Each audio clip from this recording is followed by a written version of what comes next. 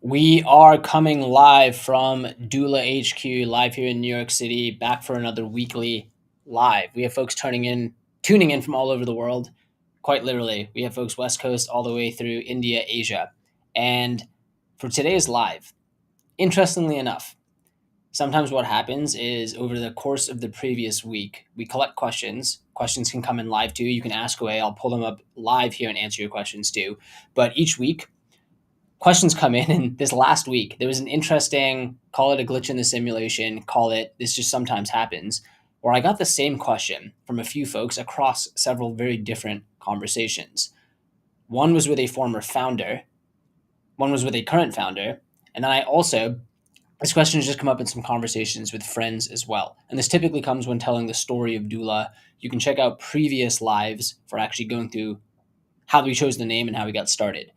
Now, today, the question I'm going to be talking about, and this is a question which I know founders think about because when I've had some very candid conversations with founders, this thought comes up. And then the second thing is if you are an aspiring founder, getting started, I'd say even harder than once you start, it's easier to continue. So getting started is really hard. But the question here, I'm going to pop it up on the screen. Why haven't you quit? Or to reframe it, why do most founders quit and how I push past this? That's me candidly acknowledging there have been times when you think, hey, is it worth it? Why continue? Very candidly. And you can talk to any founder. This is the stuff you don't really see online, but there are definitely times and moments in any business when you start to question things. My favorite line about entrepreneurship is that there are really only two feelings. There are extreme highs, euphoria, ecstasy. You feel like you're on top of the world. And then there's extreme lows, abject terror. Everything's falling. There's a saying, once you hit rock bottom, it can only go up. Disagree. Sometimes at rock bottom, you get dragged along the bottom. So there's only those two feelings. And a lack of sleep exacerbates or amplifies both of them. Might maybe a bit harsh, but it's true. And anyone building a business, sometimes within the same day, within 30 minutes, within calls, I'm on top of the world. We're crushing it. We're going to the moon. And then the next call, holy crap, everything is falling apart.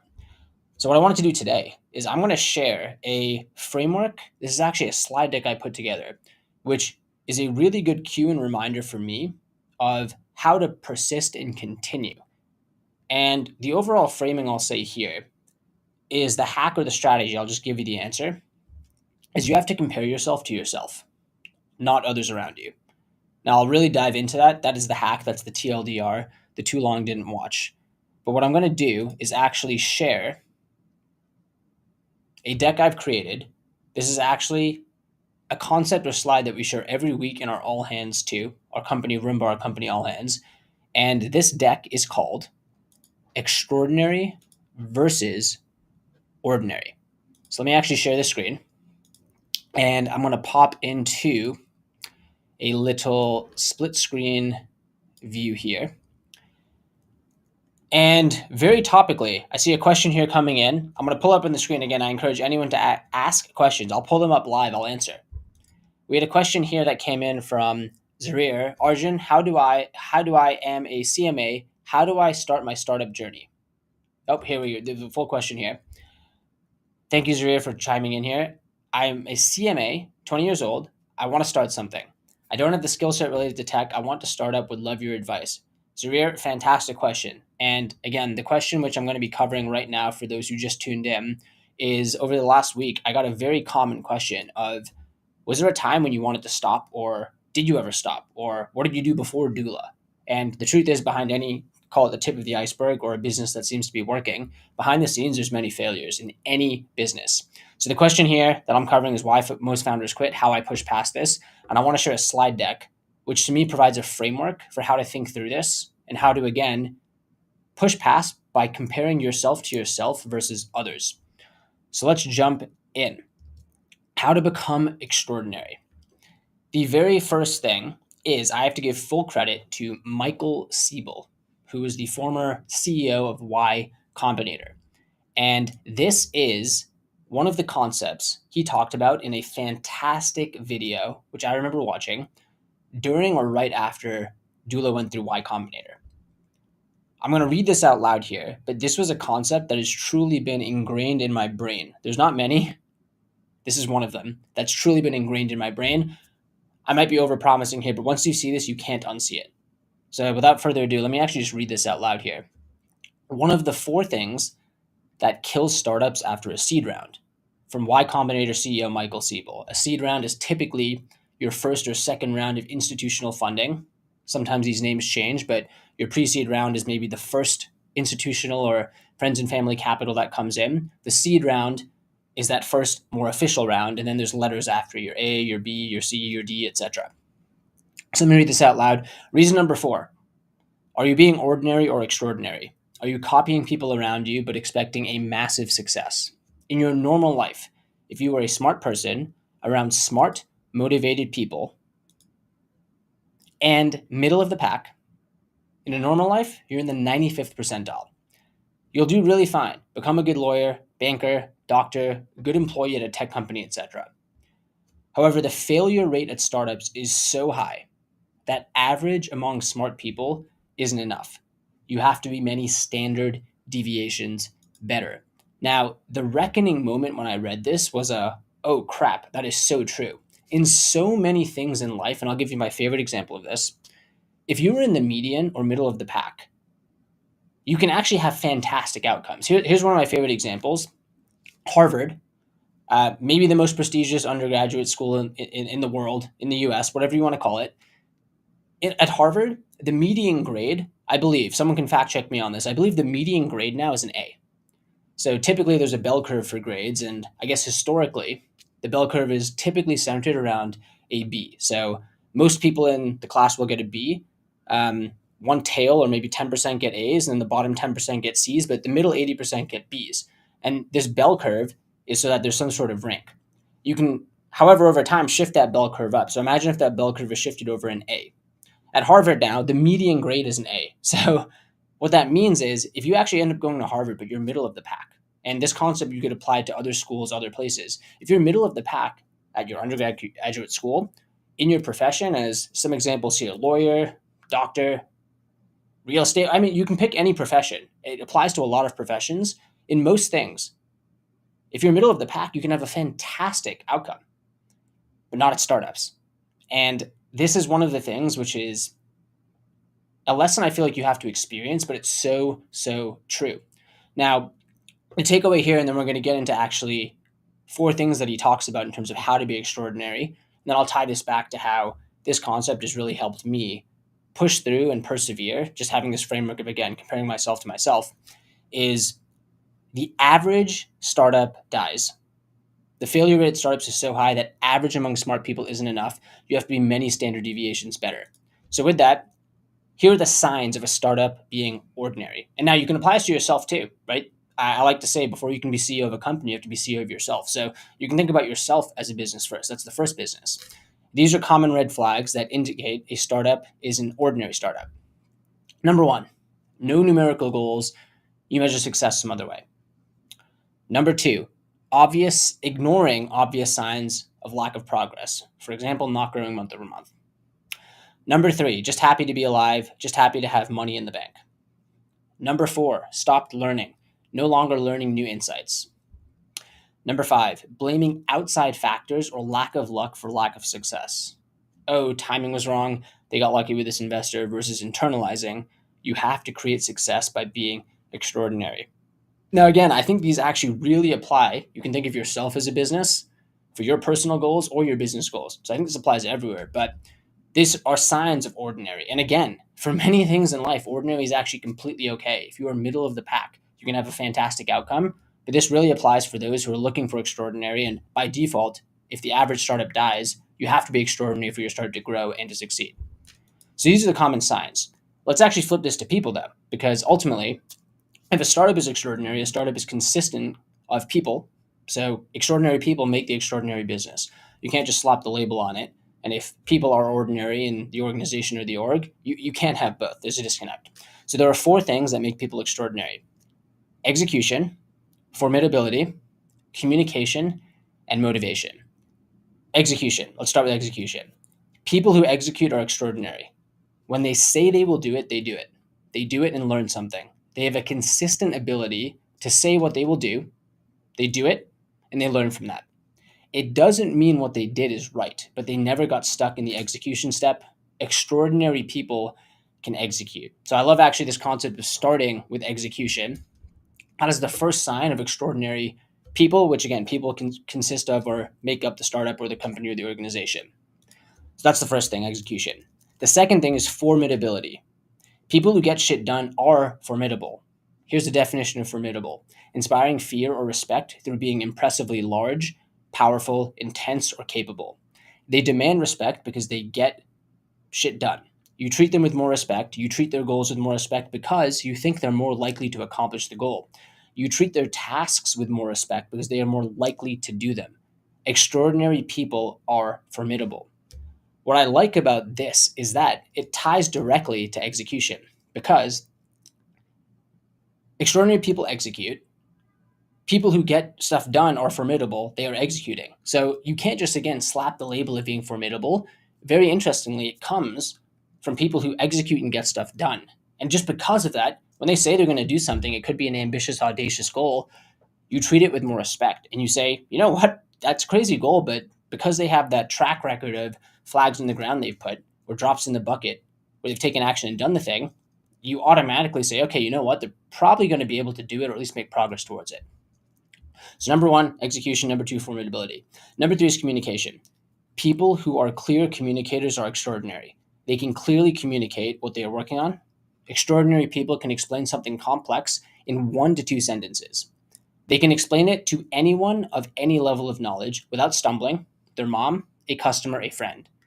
In order for you to get advice or support, you need to be able to communicate things clearly. Extraordinary people are clear communicators. Love this one. This reminds me of a few things. There's a great saying: if you can't explain it to a 5-year-old, you don't understand it yourself. And what's cool there is maybe you're hiding behind jargon or technical speak, but being able to explain it to your mom, your customer, a 5-year-old means you're able to actually understand first principles what the concept is, and then break it down for your respective audience. And that's the key, because as a startup, you might have your investor pitch, you might have your customer pitch, maybe you have your friend pitch, or maybe you have your friend explanation. There's very different explanations, and each one is a bit different. So people who are clear communicators are extraordinary. And then number 4 is motivation. People with strong internal motivation are extraordinary. They don't get too discouraged when things don't work. Things will go wrong all the time. There is the type of person who doesn't get discouraged even if they make a mistake 5 times in a row. Being motivated in the face of defeat and failure is an extremely important thing. Extraordinary people have strong, intrinsic, internal motivation. What I love about this is that we've probably all seen this.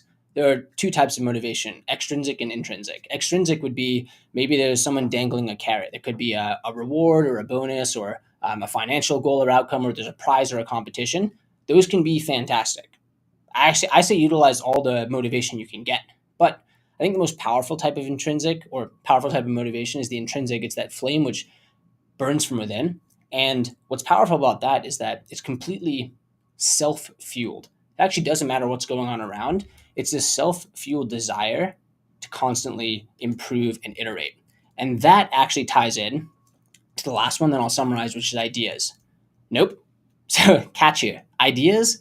Many people think ideas are something that separates ordinary from extraordinary, but this is not true. No one knows what the best ideas are. Great ideas do not make someone extraordinary on their own. Now, I would say extraordinary people there might be a correlation between the amount of ideas they have, but I think that again comes from doing the work. And when you're doing the work, that's when serendipity can strike, because you're taking these atoms or breadcrumbs and combining them into a loaf of bread or into a molecule, whatever analogy you'd like to use there. But that's where I think actually the ideas come from doing the work. So in summary, the 4 things that make people extraordinary are execution, formidability, communication, and motivation. Now, I said I would tie this back to the question I got, which was, why didn't you stop, or haven't you stopped? And how can I push past this too? Or even how can I start? My favorite thing here is that there are multiple games you can play in life. There are games you can play that are zero sum, meaning if I win or I get promoted, there's only 5 spots. You don't get promoted, you lose. And you can play those games. But my favorite thing about startups, but especially this pursuit of extraordinary, is while perfection might be impossible, striving for perfection isn't. And while peak extraordinary might not be possible, striving for peak extraordinary might not be. So, what I've told myself, and this is where I think you can never stop playing this game, and it's the most fun game, it's a never ending game, but you can always improve, is how can I just be better than the version of myself from yesterday or a week ago or a month ago or a year ago? Can I improve so much that two things, I kind of think of this visually. With the younger version, it'd be like, holy crap, that's so impressive. Or can I improve so much that the year ago me would say, wow, it was kind of embarrassing where I was. Like, you've improved so much, it's like a good embarrassing feeling there too. And ultimately, that to me is the most important thing. Yes, there are specific tactical signs, and I'll come back to this slide here around things which are inversions of what extraordinary companies do in this case. So again, no numbers, ignoring signs of lack of progress, just happy to be alive, not learning, blaming outside factors. But I do think that, again, a lot of these things here, you can have fantastic outcomes, but if you're able to flip these for yourself or your business and really just play this game of, am I improving versus the prior version of myself for yourself and the business, that's how you continue. Because you realize, hey, wait a second, I'm stacking those days, I'm stacking those weeks. And as long as there are some signs, again, there could be quantitative signs some weeks, there could be qualitative signs some weeks. Trusting the process of, hey, my favorite analogy for this is an ice cube melts at 32 degrees, but it takes time to heat the room. And you can think of working on a startup as, hey, you're doing a lot of things. The room's heating up, but you don't see any results until the room officially gets to 32 degrees. So the only way the ice cube's not going to melt is if you stop here, because then the room's going to start cooling back down. So as long as you, again, are seeing some signs, quantitative and qualitative, you keep heating up the room, At 32 degrees, that's when all the action happens. And ultimately, your work wasn't being wasted, your energy is being stored. That's my favorite analogy for delayed gratification, or, hey, I'm not seeing the results. It's okay, trust the process. You're seeing some of the micro signs. And that is my overall summary on what makes people extraordinary. And at least for me, the thing that's been helpful is in anything I try to do, I think, how can I be extraordinary at this? And then I'm just competing with myself. It could be in a health pursuit, it could be in business, it could be if I'm trying to improve the way I learn or a hobby. In all those things, if I can just compare myself to the prior version of myself a day ago, week ago, month ago, it's hard to stop because you're beating yourself, and that's it. The game can go on forever. So I hope that was helpful. I'm going to actually now just go back into the live chat here. So Zarir, I hope that was helpful there. I'll give one more piece of guidance or advice here on this side. To actually start, the best thing to do is try something. Yes, you can read and consume content, you can read books, you can read essays online, you can watch YouTube videos, but the person who actually at some point decides, I'm going to actually go try to do something, is going to learn infinitely more, exponentially more from actually just taking some action. So, Zarir, it could be anything. It could be, let me actually try selling something on Shopify or Amazon FBA, or let me write a newsletter and charge for that, or let me start posting content on a platform and seeing if I can build my audience that way so I could do brand sponsorships.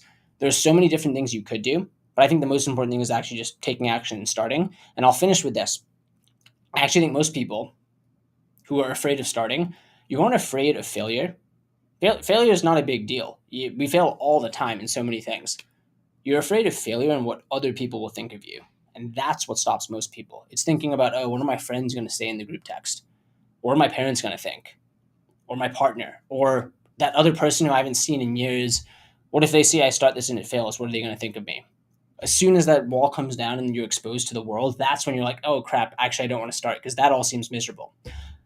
But the truth is, you have to start to get somewhere. And most people who've succeeded in anything, my favorite, I think Michael Jordan has missed the most game-winning shots in history. I think Tom Brady, he's lost the most Super Bowls in history. These are folks who are the greats, but they failed more times at sometimes the biggest stages more than anyone else. So those are two sports analogies there, but I really like that because ultimately you have to start. If you don't start, then the worst thing that happens is 4 saddest words in the English language: if only and what if.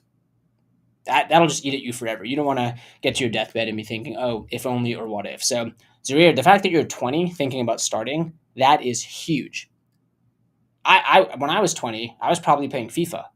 Nothing against video games, but it sounds like you have the drive here. You're looking to start something. My biggest regret is actually not starting earlier, because I thought I needed the experience, but no, I wish I started early. So Zaria, I'm rooting for you. Obviously, if you need a company, we'd be more than happy to support with Doola. I'll do actually just a quick flag there. If anyone listening is on the fence of starting, I want you to just run through best practices for their business.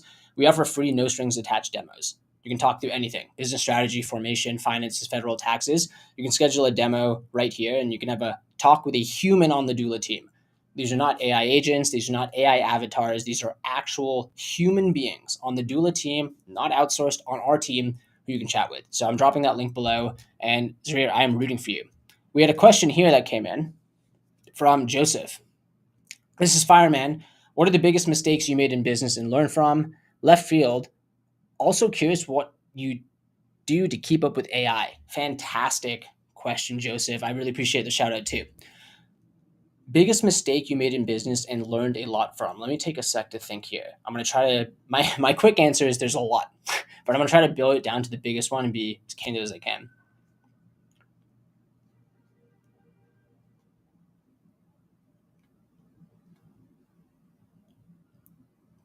My answer is focus on a specific ICP or ideal customer.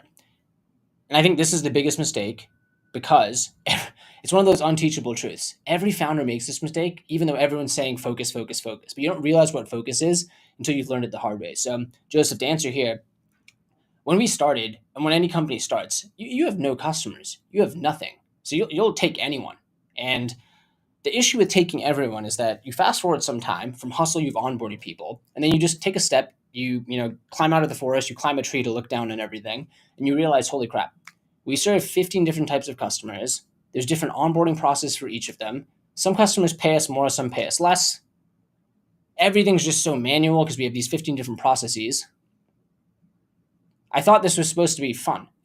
You started this thing and all of a sudden you're just trapped. You feel like you're trapped around all these different segments, etc. So the mistake, and we made this exact same mistake, is trying to serve everyone, trying to please everyone, versus saying, no, you know what? Instead of serving many people mediocrely, we're going to serve a select group spectacularly. That means right now we might not be able to serve some people who are maybe looking for the cheapest option, or we might be able to not serve someone who's trying to form a specific entity type. But for the people we decide to serve, we're going to be more than 10x better than anything on the market. We're going to be N of one, best of class value, differentiated from the product side, differentiated in the way we market. That's going to be us.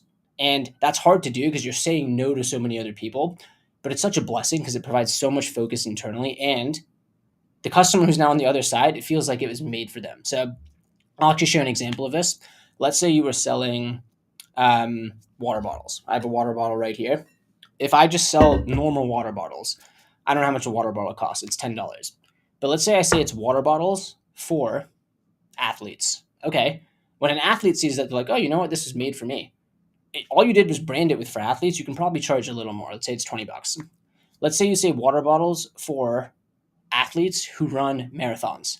Now, all of a sudden, that marathon runner, it's a smaller market, but hey, wait a second. They built the water bottle just for me. And maybe it has a grip so that when you're running and you can slide it in your pockets. And I don't know, maybe there's like a embedded Bluetooth chip which can sync with your Strava.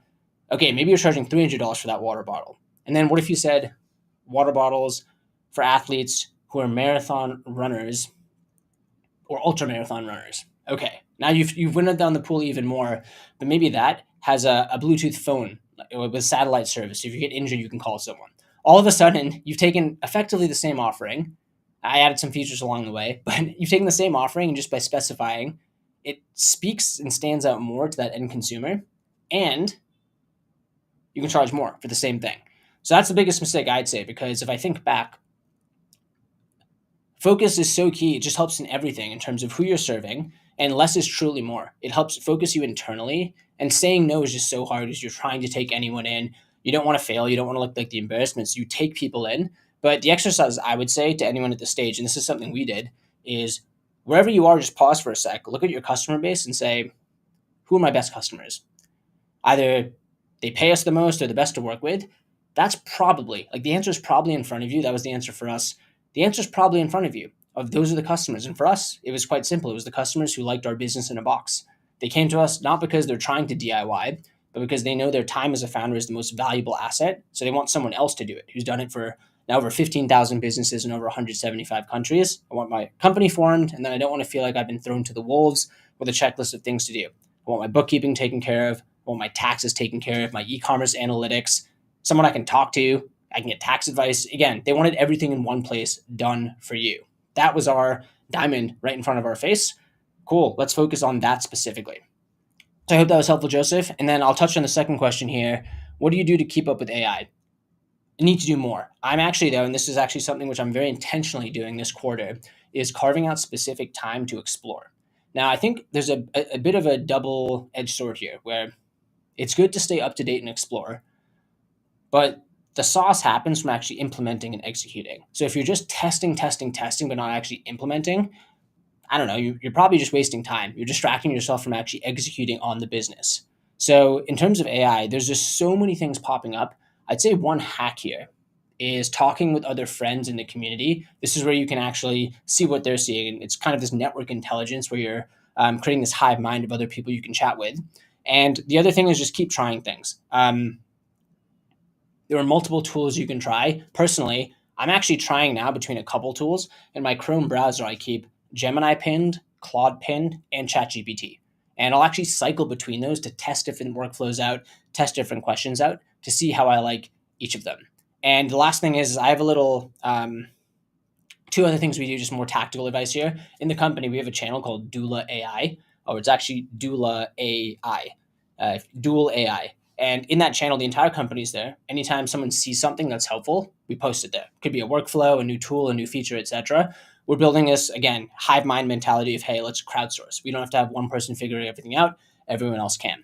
Another thing you can do too is if you see a cool prompt, save it. So I have this running list of prompts where if I see one that's cool, I'll just save it there. So that way I can go back and say, oh, I'm trying to query for something. Let me go to my running backlog of prompts.